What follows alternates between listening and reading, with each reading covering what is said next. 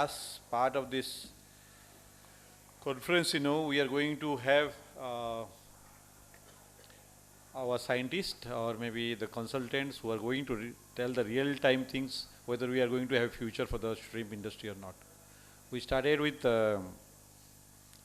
yesterday that what are the changing scenario in shrimp aquaculture, and now we have learned most of the thing, including the logistics, the presentation, the chef's view. Now we are going to see whether in this scenario we can survive further or not. Is there any future in aquaculture, right?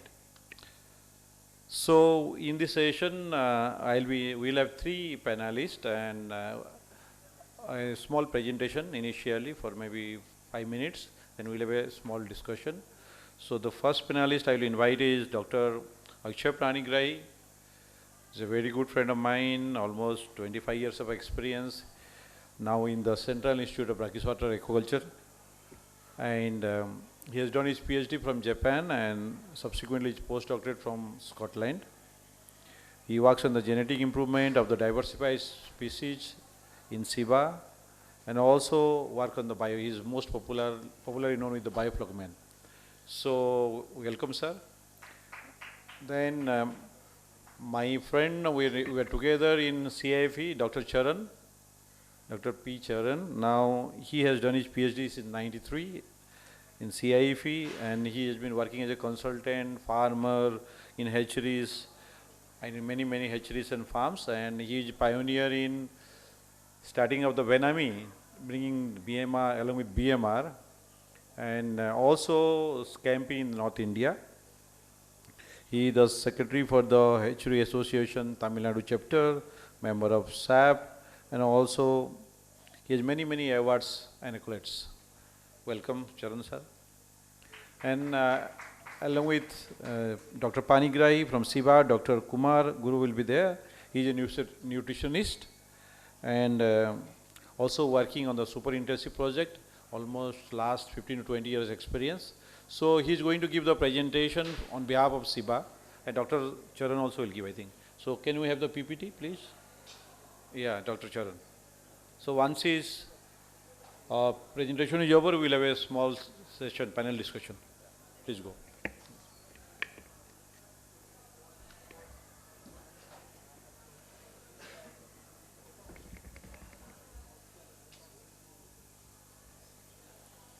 Good afternoon, everybody. So Devanand was telling how to sustain, whether we are going to survive. We have been seeing this turmoil every 5 years. I always see like this industry. There will be up and then there will be a down, or will be a down like that. So we are already passing through the hard time and we are going to be successful in another couple of years. Okay, with that positive word. I'll just go, all these things and all, many people already talked. I just wanted to talk on the farmer concept and then for the youngsters. Why we are supposed to do shrimp farming? What is the necessity? So the demand is there, the consumption is there. Apart from that, why we are supposed to do? We have got plenty of lands available all along the coast, and the recent development we have seen in Haryana, Punjab and Rajasthan, paddy profits, in most of the places, if everything goes well, the paddy profit will be only 10,000 per annum, if things are going good. But in case of shrimp, at least 80,000 rupees per annum per acre, it can be made with all the system, with the standard operating procedure or best management practices, everything. In case of fish, it is about 50,000 rupees, something like that. But it is more assured because less disease in the fishes than the shrimp. So this is very important point. Morning there were a lot of discussion on, we use a lot of water to clean the seafood, particularly shrimp or fish, whatever it is. But in terms of production, it is a more efficient production in terms of feed conversion. So you can see that globally, at least 1,200 liters of water is needed to produce 1 kg of grain in the animal feed. But for cattle, we need at least 7 kg, that is the FCR, 7 kg feed concentrate. For piggery, it is 4 kg. For poultry, it is 2 kg. Fish and shrimp, it is less than 2 kg. In most efficient biofloc system and all, people already, our farmers are doing with 1.2 kg, 1 kg, FCR. So this is the most efficient water usage system in the farming. Freshwater shrimp farming. See, freshwater shrimp farming is done, most of the places in Andhra Pradesh and Tamil Nadu, mostly river water, rainwater, some groundwater is utilized. Vallam Freshwater Shrimp Farming Society, it is near Arunachala temple in Tamil Nadu. There are, say, around 100 farmers are doing in small ponds, 0.5 to 1 acre. Each pond will be, size with 0.5 to 1 acre, 1 or 2 ponds per holding, pure fresh water. In and around, they will be having all the paddy culture. So what they used to do, they used to come to me in the hatchery and ask a bit bigger seed. We want some PL15, something like that. We used to give them because it's hardly 2-hour, 3-hour drive, they can reach that. So they will stock in 30-35 pieces stocking density and 2 tons at 40 count in 90 days. They used to harvest and then come back again. And most of the produce, they won't, at a time, they won't sell it to an exporter. And gradually, they will be doing multiple harvest and giving to the local man. So by doing this, see, when we are doing the near freshwater area, it's generally on the foothills, a lot of rainwater, they used to collect in a reservoir lake for utilizing in the aquaculture farm. When you are blocking the rainwater and keeping it in a reservoir, it percolates. Again, when you are started utilizing in a freshwater pond, with the fish or without fish, only shrimp farming, it recharges the groundwater. In most of the places, Tamil Nadu, where it was started, aquaculture activity started happening, in and around, lot of wells and bore wells started giving proper water. Earlier, it was dried. So the groundwater was getting recharged. See, this is a shrimp. This is a shrimp pond previously.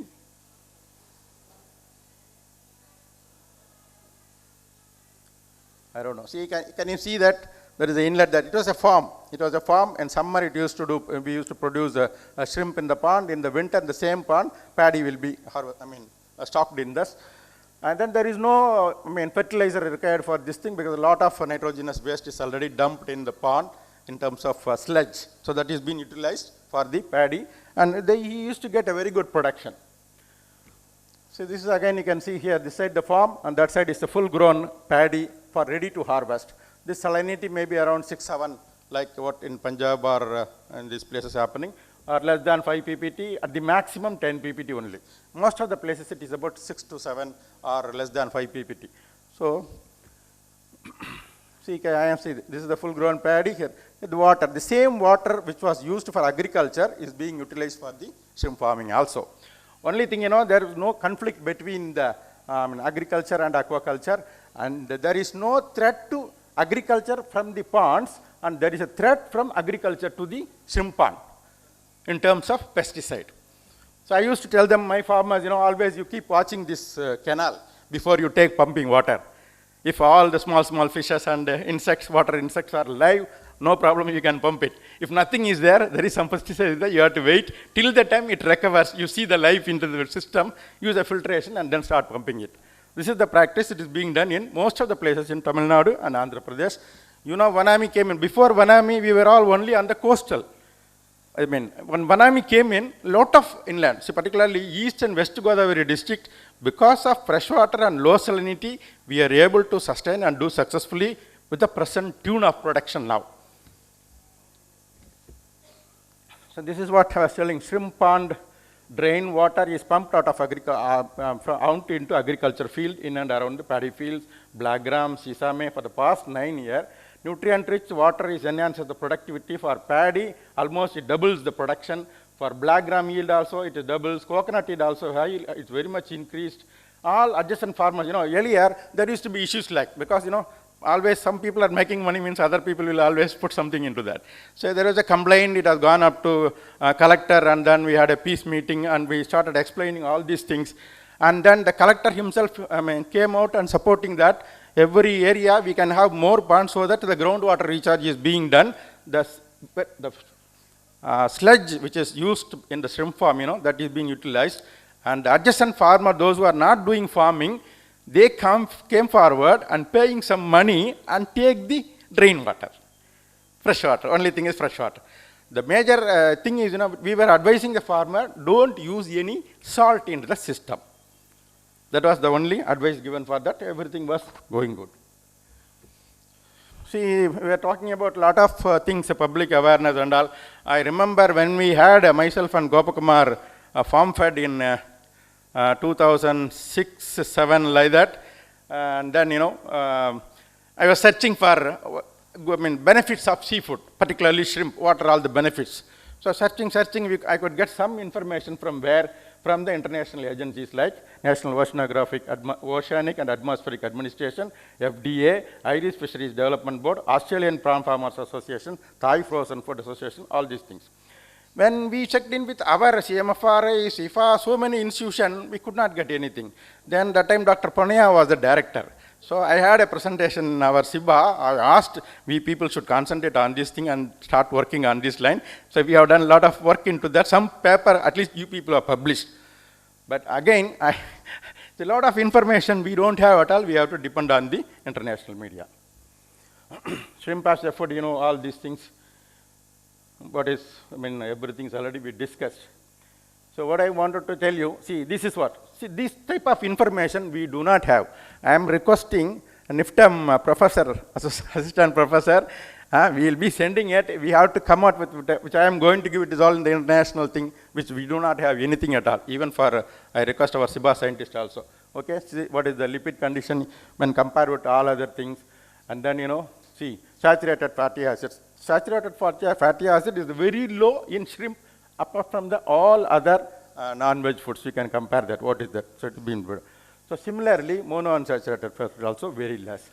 Polyunsaturated fat is very high, but is what required. So it is required this much level when we compare with the beef, mutton, pork, chicken skin, egg, even everything. See, this is the comparison with this thing. You see the fat percentage or saturated fatty acid percentage, PFA percentage, and then omega-3, cholesterol, all these things when we compare with other things. So this is the quality, the food which we can establish in shrimp. See, like this, lot of advisories from the other thing. We do not have anything in India. Okay, health benefits, the EPA, DHA. You can see in the TV, there will be a young lady, fully pregnant lady sitting in front of a gynecology doctor. And she said, "Madam, I have eaten everything very good this time." Then the doctor will say, no, there is DHA is missing. So DHA, where from come? They will say that it is there in mother Horlicks, like. So everything is there in the shrimp. So we have to take it in the right way to this thing. So we should have, suppose we should have advisory from ministry, we should have advisory from scientific institution, we should have advisory from nutrition. All these things we have to change in that line. So this is what FDA advisory, even Ramakant was also telling that. So this is what I see. We are all talking about frozen market. That's a lot of experts and then e-commerce people are doing it. But in the open wet market, what I am seeing in southern part of Andhra Pradesh and Tamil Nadu, see 6 grams shrimp is sold in local market 250 rupees. And then whatever the size you give in the open market, wet market, maximum 400, 450 rupees, not more than that. So our idea is the domestic market already started going and it is ready for 6 gram to 15 gram at the maximum. 6 gram to 15 gram. Even if you give 50 gram also, the open market, we cannot sell it for more than 300, 400, 500 rupees, not more than that. So our idea is to grow 6 to 15 gram only. Shrimp farm will transform into more smaller shrimp and many partial harvests will be highly profitable. We already started doing that. The huge quantity and consistent supply is required for, particularly when I was talking with the e-commerce people, why the per month handling of your shrimp in your business very less. What they were telling, it is only the consistent supply is not there. In case of chicken, in case of fish, they have already got contractual farming. They give them the chicks, they give them the nutrition, they take back that. Such a system is not there. So we have to consolidate and consistent supply system we have to create in the farming to cater the local demand. Then only it is possible. And then again, nursery and batch culture is the key for huge opportunities, youngsters and 2 years. See, I'm just telling, I'm more optimistic. Another 2 years, I think morning, yesterday we were discussing, Dr. Jana was telling, we are almost selling 2 lakh ton in the local market. Leave that frozen market, open market remaining. it may, including both put together, it may reach about 2 lakhs ton or even more than that. We don't have any system or mechanism to see how much it is being consumed locally. Unless and until the people, those who are selling, they should come out and tell, I have sold this much, I have sold this much, like that. So we need more punyas, not 1 or 2 punyas. We need 50 punyas for only Delhi market, or these 3 states which is producing shrimp.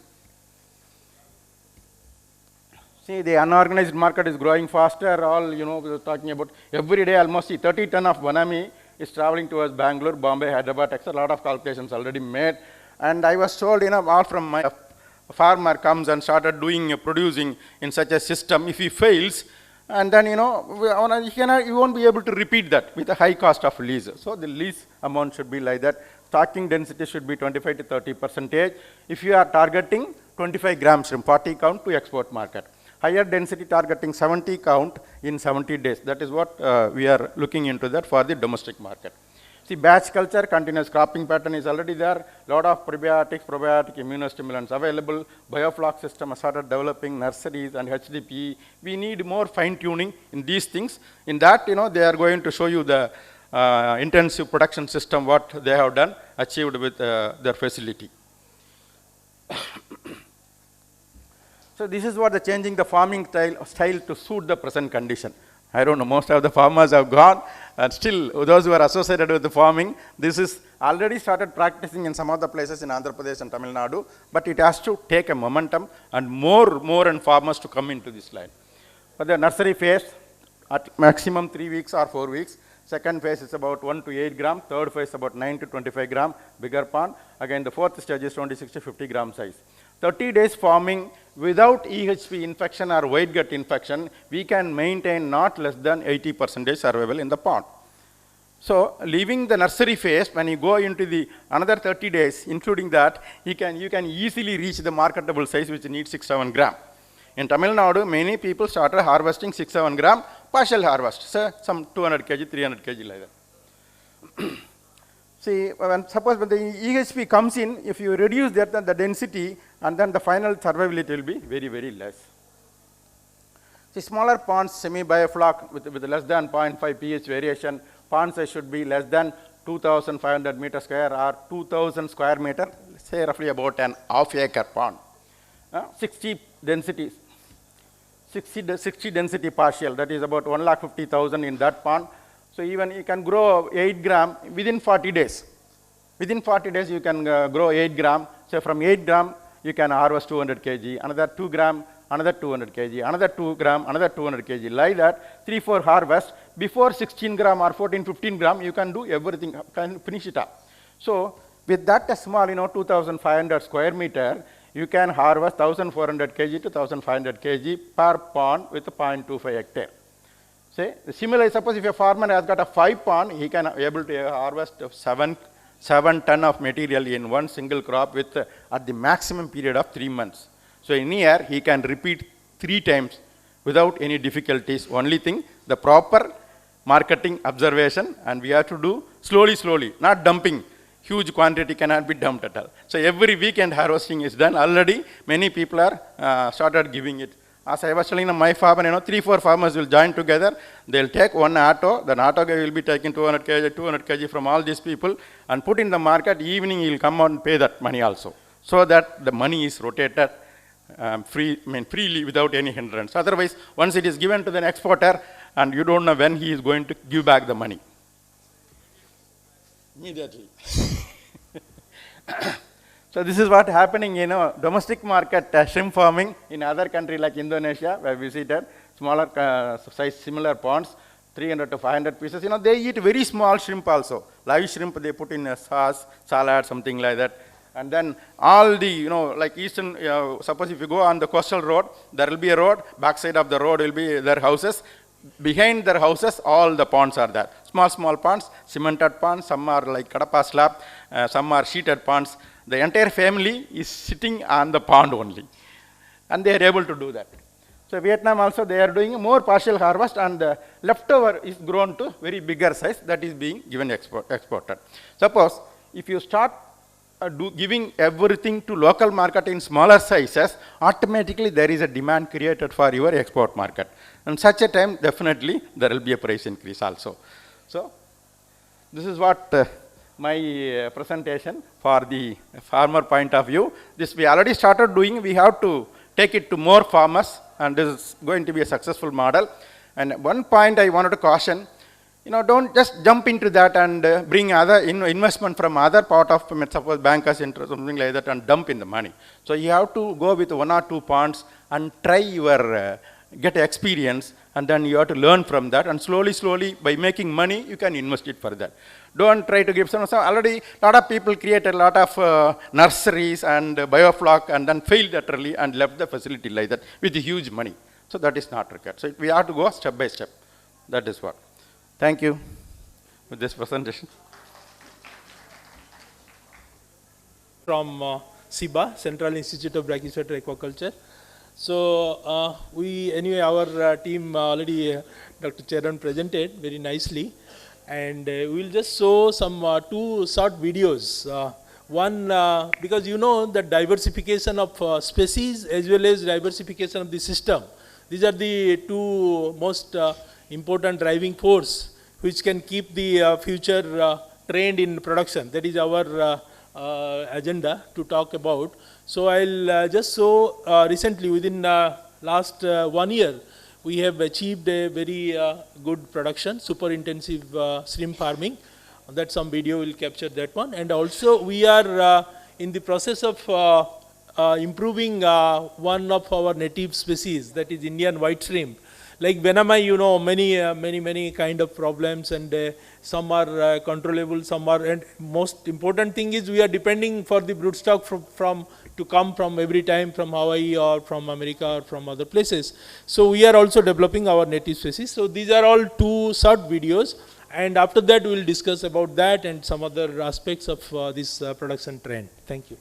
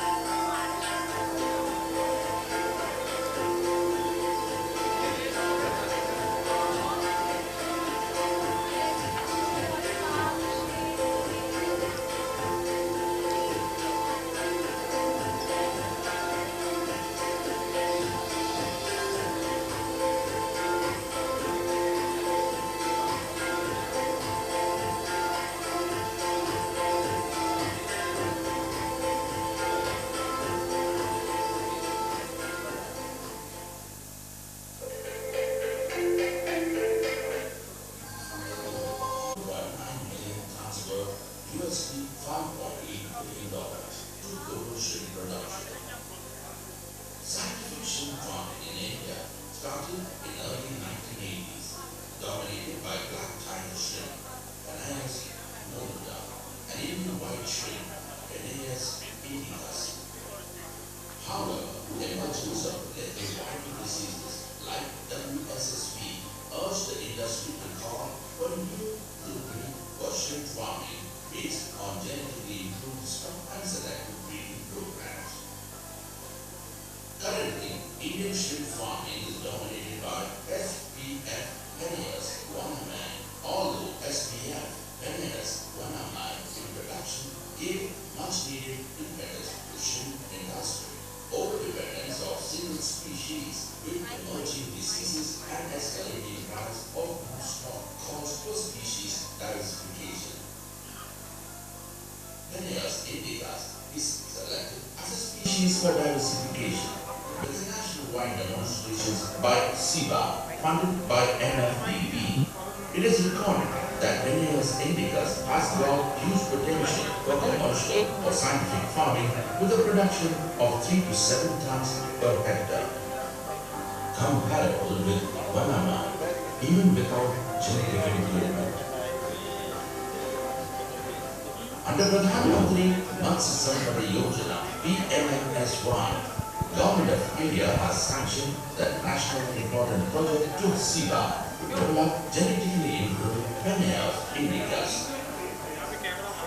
With the dedicated scientific team and R&D efforts, a state-of-the-art experimental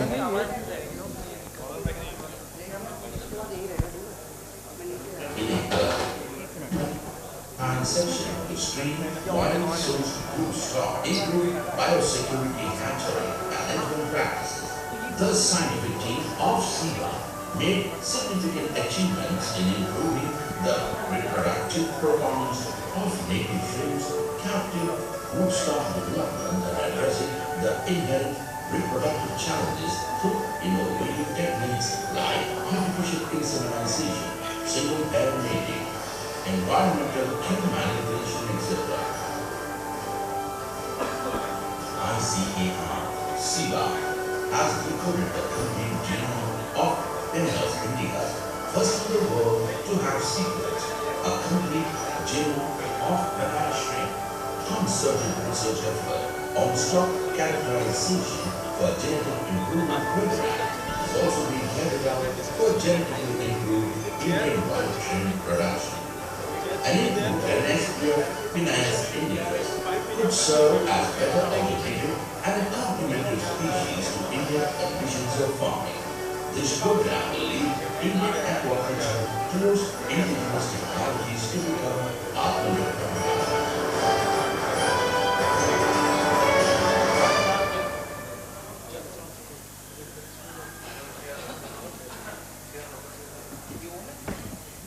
So I invite now the panel to the dais and three chairs. Can we get it? 3 chairs, yeah. Just for a few questions, in case anyone have any question about the new trending shrimp farming, what you saw, taken the initiative by CIBA. So if anyone have any queries, maybe in the Punjab they want to do this. So any of the farmers interested to know about it, they can ask. Otherwise, you go for the next session for the live demo.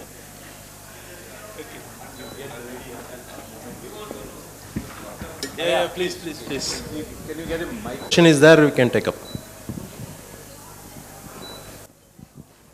So this is actually the journey of this about diversification, these systems, like the new systems which we are working, almost like last 2 decades, where we have the organic shrimp farming technology with us, and also associated with, as you know, the we had the traditional extensive, modified extensive, intensive and all. Now with this farming technology, we are almost like reaching 50 tons per hectare. So that is the thing, and now many all across India, there is a lot of interest and a lot of queries we are getting. And so far as indicus also, we are going ahead with our production trial, and the other day we got 9 ton per hectare. And it takes time. Actually, every generation there will be some improvement, and it takes time. And but all these 2 days, whatever discussion, one thing we missed out is the resilience of our farmers. We know in 95 when there was a white spot, we are very much low. That time also our farmers could come out.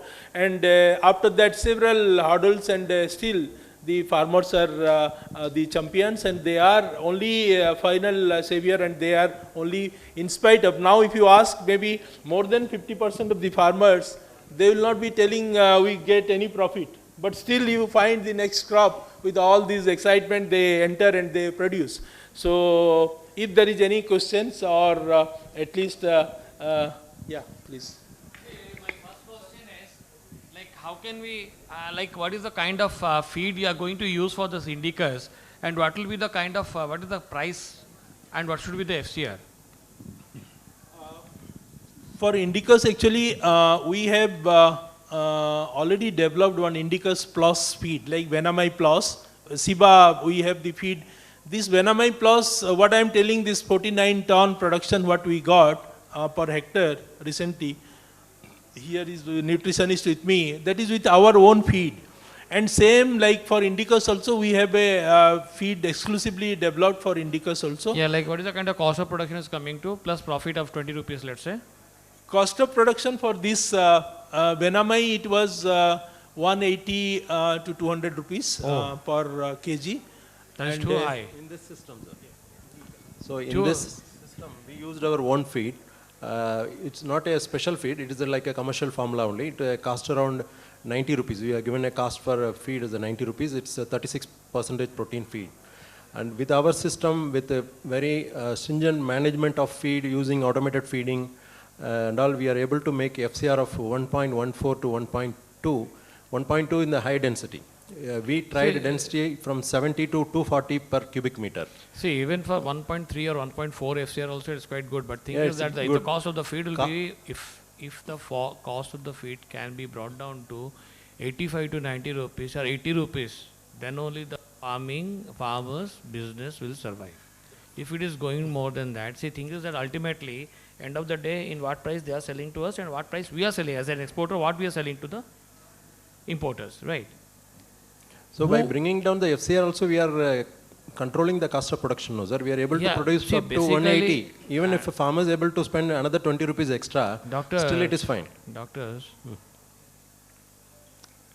we have spent a huge, long, good time in this farming.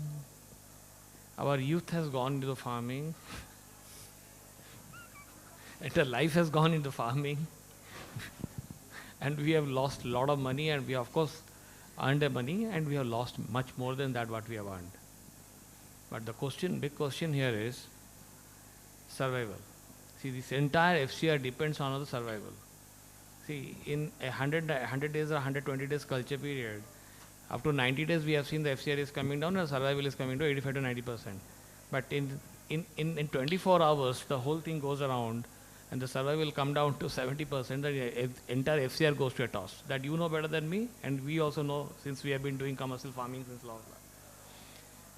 The most important thing here is, like, if you can definitely keep the survival till the harvesting in that level, like 75-80%, it will definitely give a good FCR.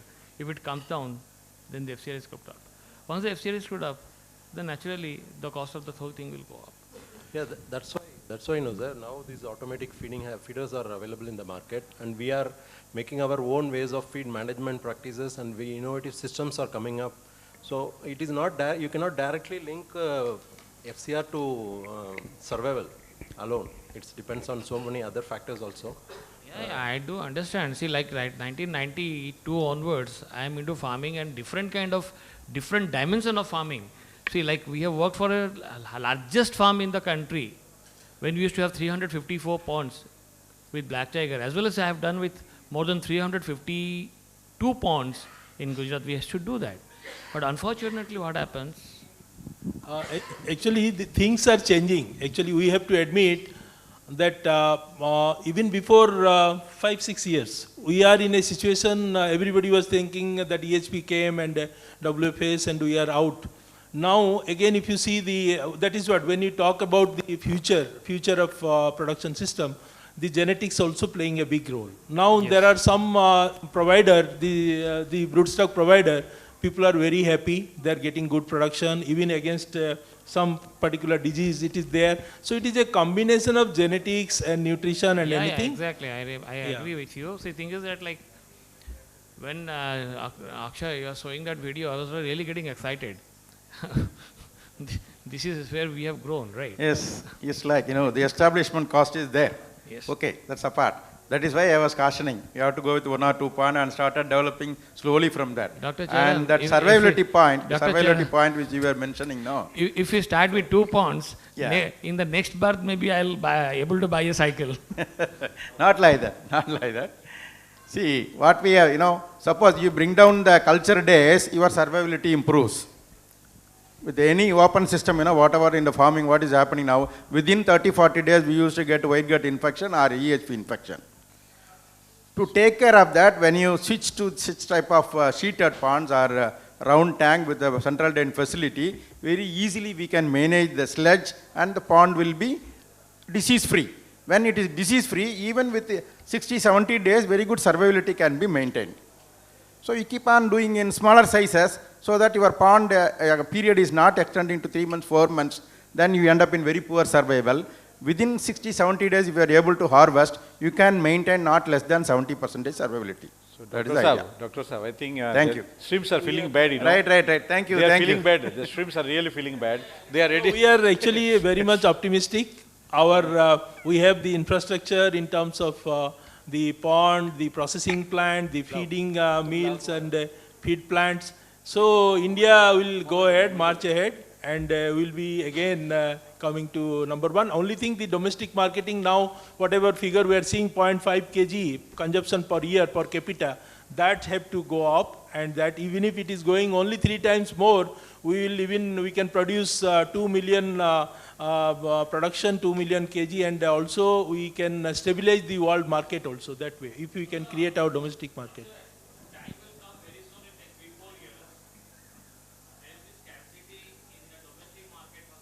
Sure. We That is expect Fantastic. that. We is what I am also telling. support that That one. is what I am telling. Yeah. We have to increase our production capacity. we are More looking smaller forward size, that. more quantity we have to produce. So that's why I know, I introduced the doctors, how doctors are difficult, you see, how to handle.